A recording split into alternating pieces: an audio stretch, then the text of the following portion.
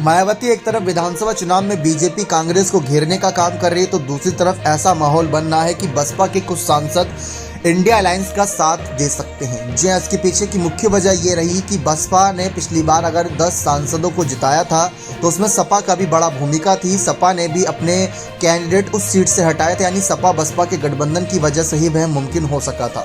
इस बात को तो विश्लेषक भी मानते हैं, लेकिन मायावती का ये कहना है कि हमारा वोट परसेंटेज उतना ही रहा था, वो बड़ा नहीं था, यानी कि बसपा अकेले दम से वह चुनाव में अपने सांसदों को जिताने में कामयाब रही थी।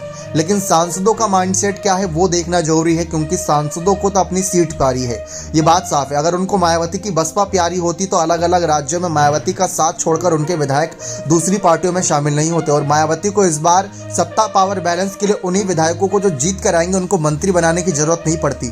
लेकिन मायावती को अब मजबूरन ये करना पड़ रहा, इसलिए बसपा प्रदेश अध्यक्ष को ये उम्मीद है कि बसपा के नेता अब उनका साथ छोड़कर नहीं जाएंगे।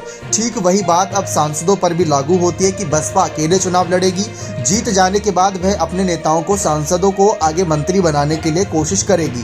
तो ये एक उनकी रणनीति का हिस्सा है। लेकिन इस बीच देखा जाए तो ये कहा जा रहा है कि इंडिया अलायंस मजबूती के साथ चुनाव लड़ेगा, लेकिन कांग्रेस और सपा की रार को देखते हुए शायद अब वह दूरी बना ले। लेकिन अगर विधानसभा चुनाव के नतीजे कांग्रेस के पक्ष में रहे और सपा को भी वहां पर फायदा हुआ तो फिर सांसदों का फिर से मन बदल सकता है।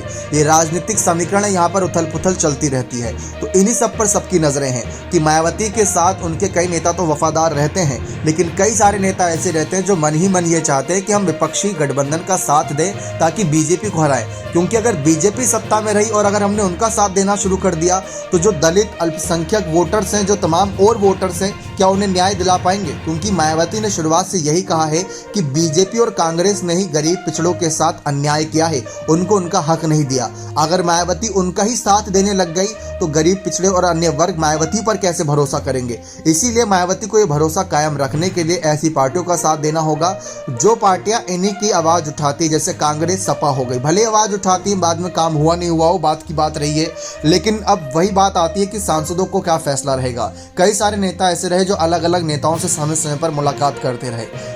ये तस्वीर आप देख सकते हैं, दानिश अली की बात कर ले, रितेश की बात कर ले, या फिर बात कर ले श्याम सिंह की, ऐसे कई सांसद रहे, लेकिन मायावती ने उनके खिलाफ कोई कार्रवाई समय रहते नहीं करी थी।